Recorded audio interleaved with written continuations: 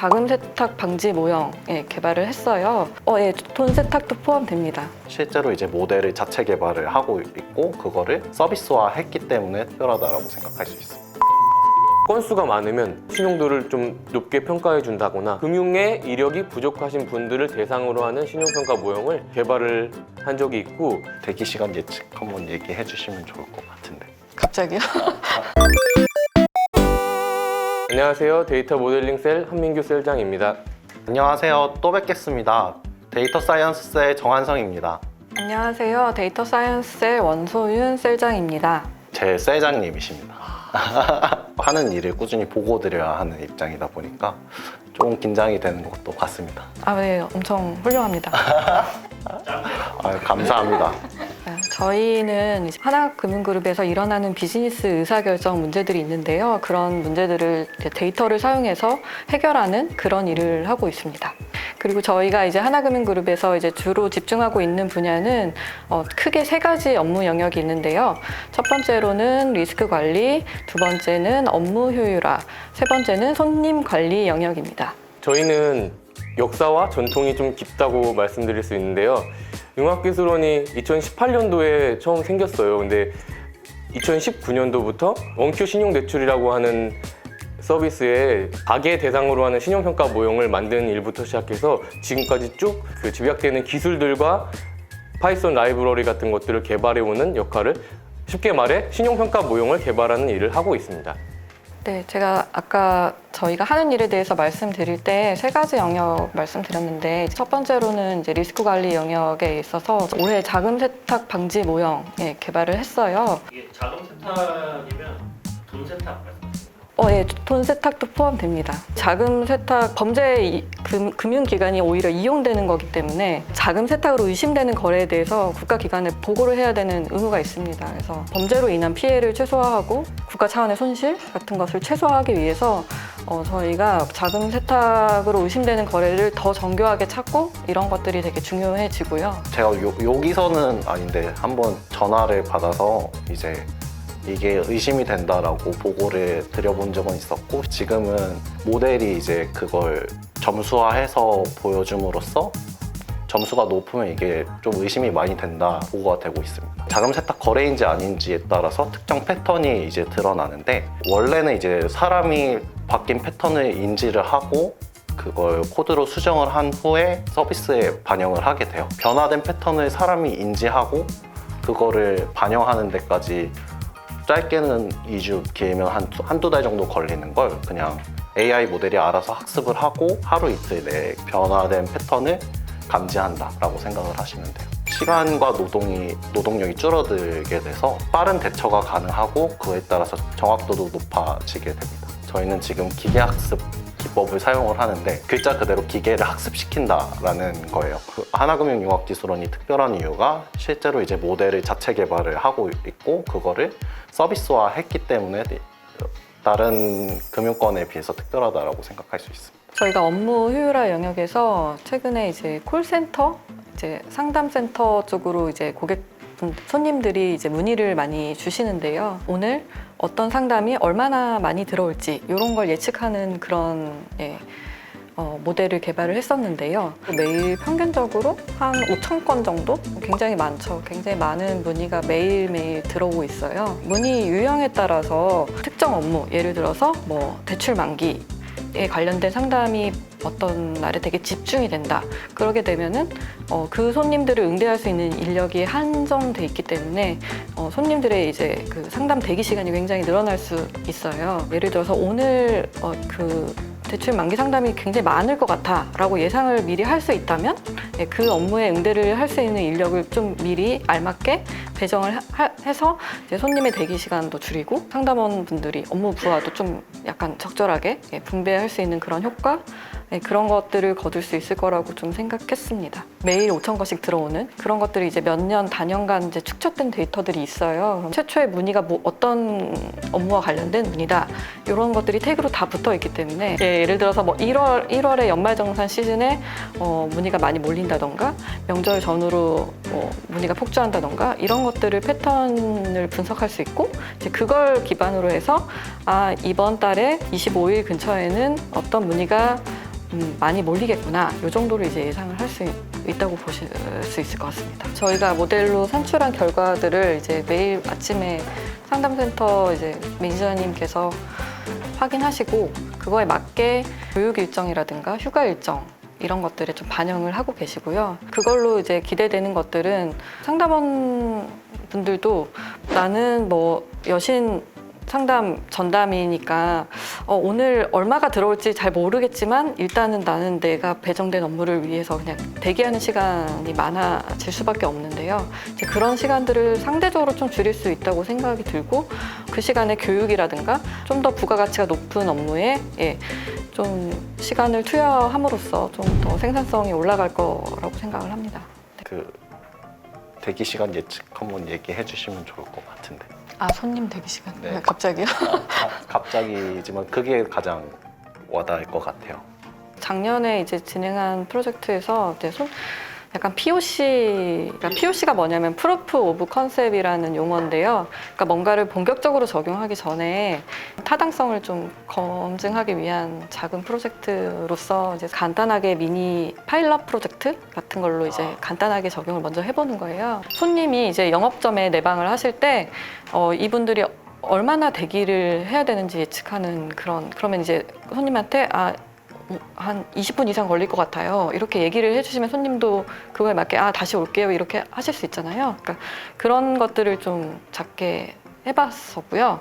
손님 영업점에 갔을 때 내가 얼마나 기다려야 되는지를 먼저 받을 수 있다면 시간을 더 효율적으로 쓸 수 있지 않을까.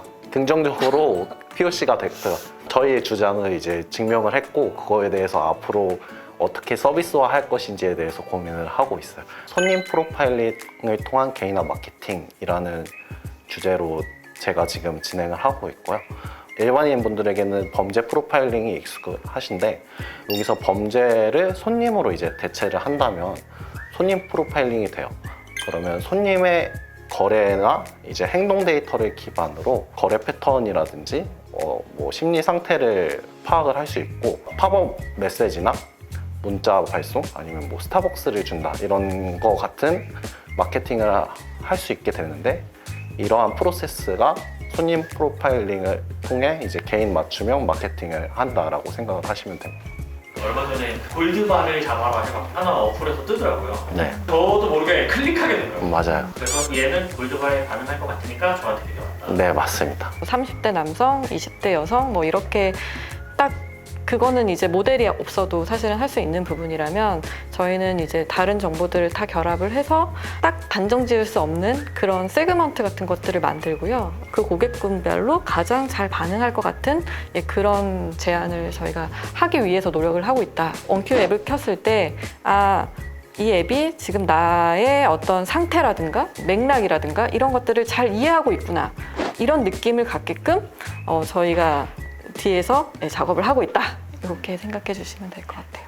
사실 이름은 데이터 모델링 셀이라고 되어 있는데 저희가 이름이 그 셀이 하는 일을 특정하고 있지는 않고요. 어떤 모형을 만들고 그 모형을 통해서 서비스에 적용하는 것이 굉장히 중요한 부분이기 때문에 그 이름을 데이터 기반에서 모델링 한다라고 하는 이름으로 데이터 모델링 셀이라는 이름이 만들어졌고 리스크 관리, 업무 효율화, 손님 관리라고 하는 영역 중 리스크 관리에서 가장 큰 부분을 차지하고 있는 여신, 즉 대출 관련된 업무를 하는 데 있어서 필요한 예측 모형들을 이제 만드는 일을 하고 있어요. 수입이 고정적으로 있는 직장인분들은 뭐 대출하는 데 있어서 유리한 조건으로 대출을 하시는 것이 자연스러운데 그렇지 못한 이제 사회 초년생이나 주부 학생 같은 분들은 사실 대출 신청했을 때 쉽게 대출이 나가지 않는 게 여태까지의 이제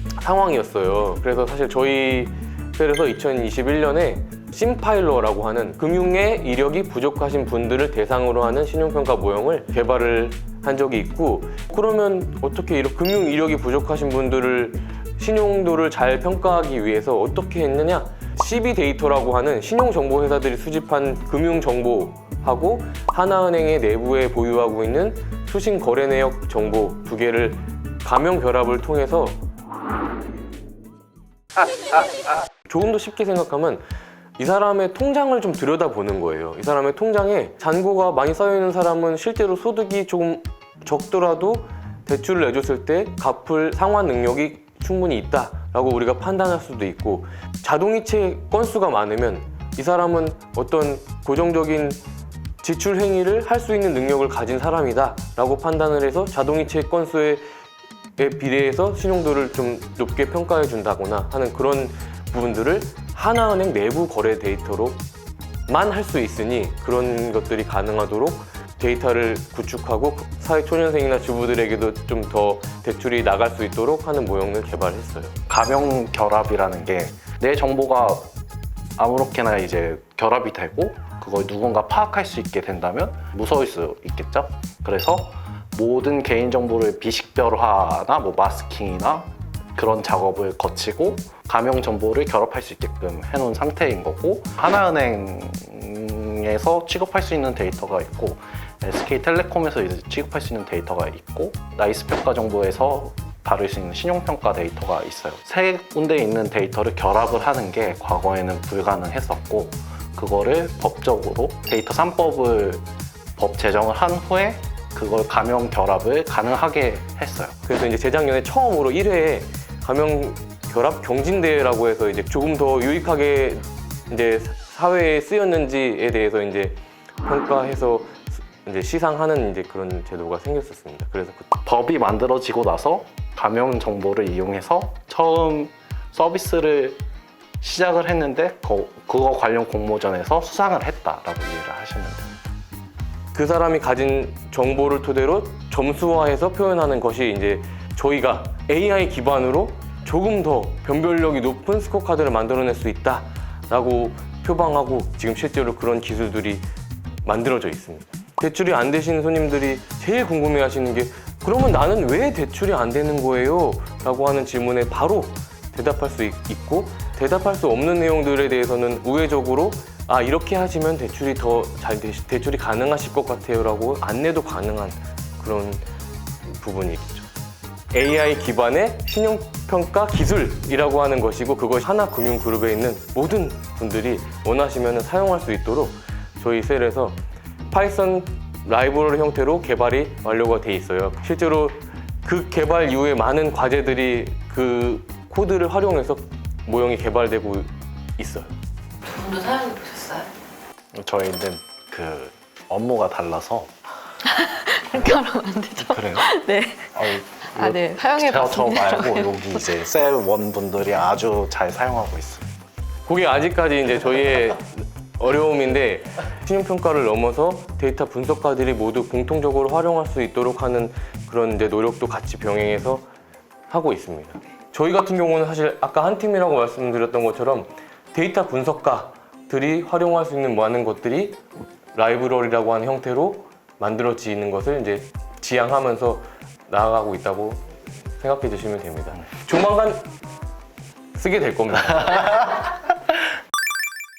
아무래도 저희 융합기술원이라는 조직은 자유로운 분위기 속에서 실제로 적용되는 서비스를 개발할 수 있는 어떤 환경이다 보니까 이것저것 실험해보고 고도화해보는 걸 좋아하는 분들이라면 저희는 최고의 환경이라고 자부하고 있습니다. 저희 업무가 어떻게 보면 문제는 있고 그걸 해결하기 전까지 계속 일의 시작과 끝이 없고, 자칫 잘못하면 이제 워라밸이 좀 떨어질 수가 있거든요. 최대한의 효율을 발휘할 수 있는 시간을 알아서 너희가 써라라는 이제 자율 출퇴근제도 있고, 이 업무를 하면서도 워라밸이 잘 지켜지는 게 최대의 장점이 아닌가 싶습니다. 어서 오십시오.